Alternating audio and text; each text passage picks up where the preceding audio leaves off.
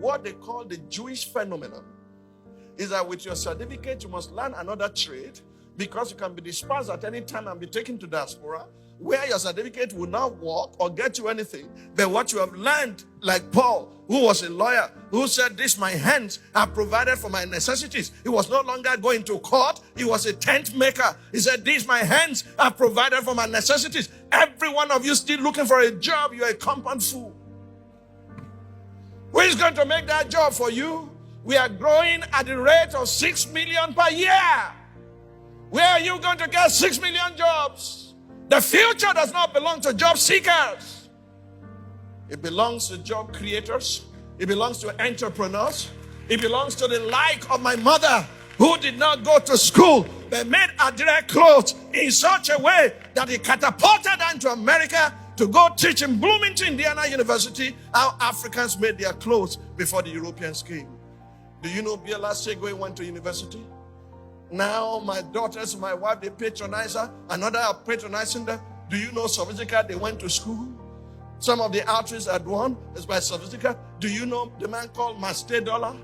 He's the one sewing for all those in the House of Assembly, so for the governors, and he's sewing for me too. His factory is at Idiaraba.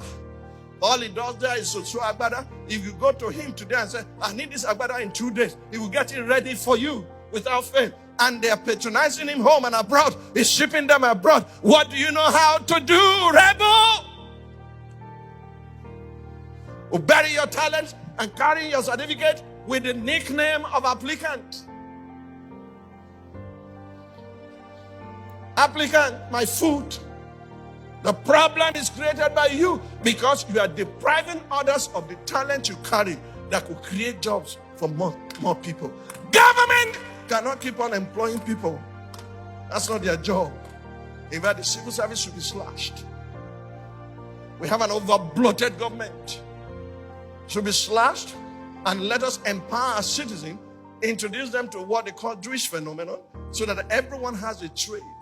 Do you know everyone called by Jesus was either a fisherman or a task? They had something to do. Joseph said to his brothers when they arrived in Egypt, he said, "I'm taking you before Pharaoh tomorrow, and Pharaoh will only ask you one question, not what is your certificate? What diploma did you receive? He will ask you, what is your occupation?" Lazy man that comes to church, and when you are going home, you are asking for money for transportation. What can you do with your hands? You can provide for your family. Who do we need to turn this man around? We need Bezalels and Aholiabs, multi-talented people who are gifted by God, who are creative geniuses, who can then teach others. Do you know how many people employed by Pst Dollar? Employed by Sophistica? Do you know how many people are into Nollywood today? Do you know how many have become masters of ceremony and they're earning a living? And you consider those jobs beneath you, but you're still an applicant. You can't feed your family. You have lost the faith. You are worse than an infidel. Your hand must provide for your necessity. And then you have a message for the area boys. You can teach them, say, "Look at me. See what God has done with my life. He can do same with yours." And they'll begin to listen to you because you are speaking their language.